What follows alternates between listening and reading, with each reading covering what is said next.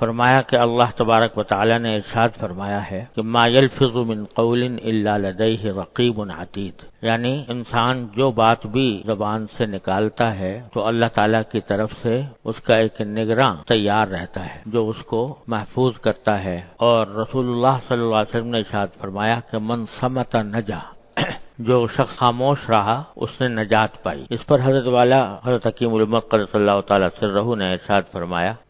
اس آیت اور اس حدیث کی تشریح فرماتے ہوئے کہ انسان جتنے کام یا کلام کرتا ہے بظاہر اس کی تین قسمیں ہیں۔ ایک وہ جو مفید ہو، یعنی اس میں کوئی دین یا دنیا کا فائدہ ہو۔ دوسرا وہ جو مضر ہو، یعنی اس میں دین یا دنیا کا کوئی نقصان ہو۔ اور تیسرا وہ جو نہ مفید ہو نہ مضر ہو، یعنی کوئی فائدہ بھی نہیں اور کوئی نقصان بھی نہیں۔ اس تیسری قسم کو حدیث میں لا یعنی سے تعبیر فرمایا گیا ہے، لیکن جب ذرا غور سے کام لیا جائے تو واضح ہو جاتا ہے کہ یہ تیسری قسم بھی در حقیقت دوسری قسم یعنی مضر میں داخل ہے، کیونکہ جو وقت ایسے کام یا کلام میں صرف کیا گیا اگر اس میں ایک دفعہ سبحان اللہ ہی کہہ لیتا تو میزان عمل کا آدھا پلہ بھر جاتا، کوئی اور مفید کام کرتا تو گناہوں کا کفارہ اور نجات آخرت کا ذریعہ یا کم از کم دنیا کی ضرورتوں سے بے فکری کا سبب بنتا۔ حدیث شریف میں ہے کہ نبی کریم صلی اللہ علیہ وسلم نے ارشاد فرمایا انسان کا اسلام درست اور صحیح ہونے کی ایک علامت یہ ہے کہ بے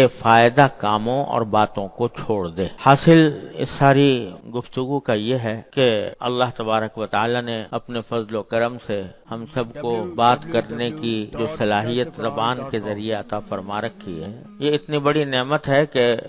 اس نعمت کا ساری عمر انسان شکر ادا کرتا رہے تو بھی حق شکر ادا نہیں ہوتا۔ اللہ تبارک و تعالی نے زبان عطا فرمائی، اس کے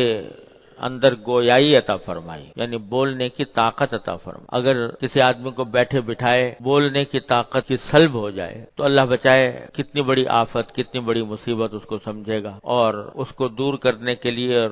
گویائی کو بحال کرنے کے لیے کیا کچھ جتن نہیں کرے گا، کتنے پیسے خرچ کر دے گا، کتنے ڈاکٹروں کے پاس کے چکر لگائے گا، کتنے ہسپتالوں کے چکر لگائے گا کہ کسی طرح میری گویائی بحال ہو۔ اللہ تبارک و تعالیٰ نے اپنے فضل و کرم سے بے مانگے بیٹھے بٹھائے اللہ تعالیٰ نے یہ نعمت عطا فرما دی ہے، کوئی پیسہ خرچ کرنا نہیں پڑا، کوئی محنت نہیں کرنی پڑی، اللہ تعالیٰ نے دے دی، تو اس کا احساس نہیں ہوتا کہ کتنی بڑی نعمت اللہ تعالیٰ نے دے رکھی ہے۔ بعض مرتبہ چند لمحوں کے لیے بھی انسان کے اوپر ایسی حالت طاری ہو جاتی ہے، زبان بند ہو گئی، گلا بیٹھ گیا وغیرہ وغیرہ، اس وقت کی تکلیف کا آدمی اندازہ کرے تو اس وقت اللہ تعالیٰ کی نعمت کی قدر ہوتی ہے، اور اس کی قدر یہ ہے کہ اس کو صحیح مصرف میں استعمال کیا جائے اور لایانی گناہوں سے اور لایانی چیزوں سے اس زبان کو بچایا جائے۔ زبان کو گناہوں سے بچانا اور لایانی یعنی بے فائدہ فضول گفتگو سے بچانا یہ ایمان کی علامت قرار دی ہے، حدیث میں اس کو ایمان کی علامت قرار دیا گیا ہے۔ اور اگر یہ اہتمام نہ ہو، زبان کو کھلی چھوٹ دے رکھی ہے کہ جو چاہے بولتی رہے، جو چاہے کہتی رہے، تو اس کے نتیجے میں یہی زبان انسان کو اللہ بچائے جہنم میں ڈال دیتی۔ حدیث میں رسول کریم سرورت عالم صلی اللہ علیہ وسلم کا یہ ارشاد مروی ہے کہ فرمایا کہ لوگوں کو جہنم کے اندر اوندھے منہ گرانے والی کوئی چیز اتنی خطرناک نہیں ہے جتنی انسان کی زبان ہے۔ اس کے غلط استعمال کی وجہ سے بے شمار انسان جہنم میں اوندھے منہ ڈالے جائیں گے۔ اعوذ باللہ العلی العظیم۔